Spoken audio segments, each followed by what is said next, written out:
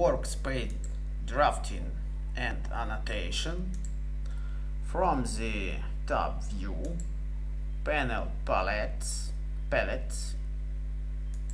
From the drop down menu, activate the command text window, or simply click Ctrl plus functional key, F2.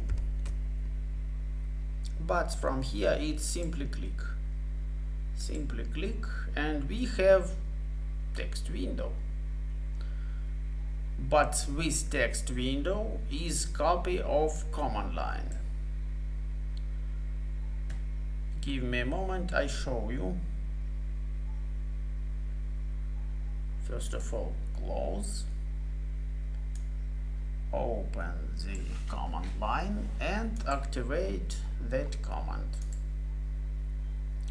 And we have analogy. Cannot scale. Yes, it is copy of command line. The text window in AutoCAD.